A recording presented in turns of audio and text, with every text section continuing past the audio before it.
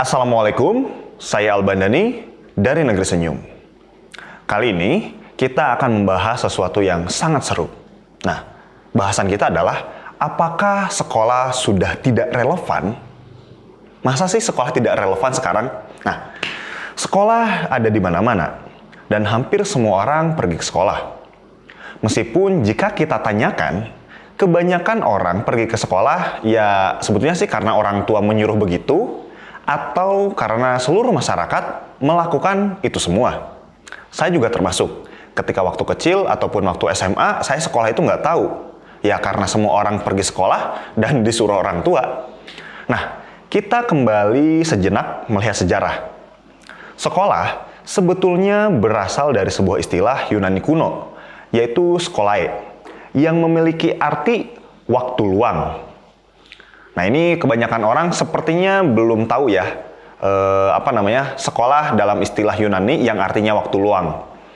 Pada masa lalu, anak-anak mengisi waktu luang dengan pergi ke sekolah, di mana ada pengasuhan di luar orang tua mereka. Seiring berjalannya waktu, pola tersebut dipertahankan karena kegiatan masyarakat semakin dinamis.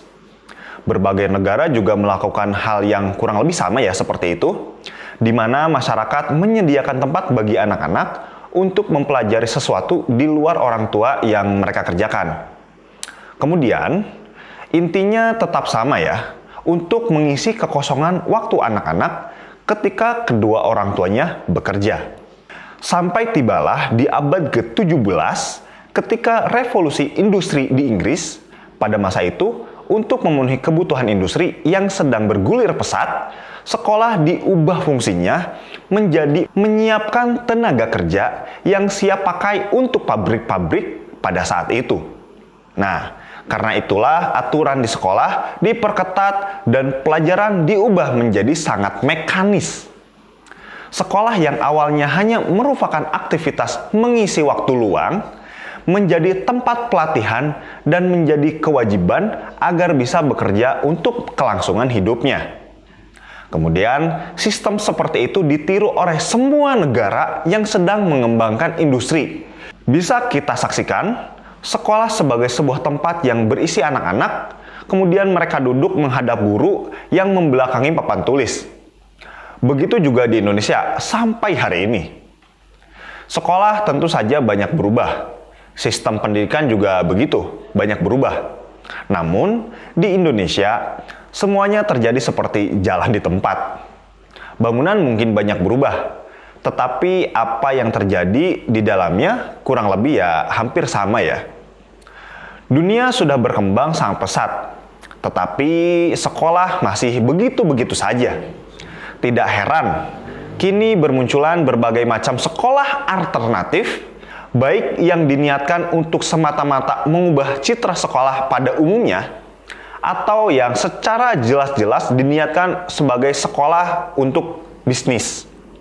Nah, selain itu, dunia teknologi dan startup juga tidak ketinggalan menggagas sekolah online, baik dengan sistem blended learning, ataupun hanya menonton video pembelajaran. Munculnya berbagai alternatif itu menjadi semacam alarm dan sebuah ciri bahwa sekolah mulai tidak relevan dengan kehidupan kita. Dengan kata lain, sekolah tidak berhasil menyediakan apa yang dibutuhkan oleh seorang murid untuk bisa hidup di masyarakat. Sehingga murid tersebut mencari sumber belajar lain yang benar-benar berguna dan bermanfaat untuk kehidupannya saat ini. Internet telah menjadi bentuk sekolah yang lain.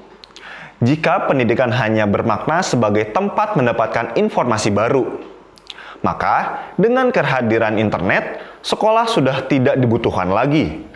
Karena informasi dapat dengan mudah didapat bahkan sambil rebahan sekalipun. Pengalaman praktis seperti bekerja ataupun menambah skill juga bisa dilakukan tanpa pendidikan formal. Seperti magang ataupun semata-mata melakukan trial and error. Jadi, untuk apa lagi sekolah jika semua akses informasi bisa kita dapatkan dengan mudah di internet? Inilah tantangan yang perlu dijawab oleh semua insan pendidikan.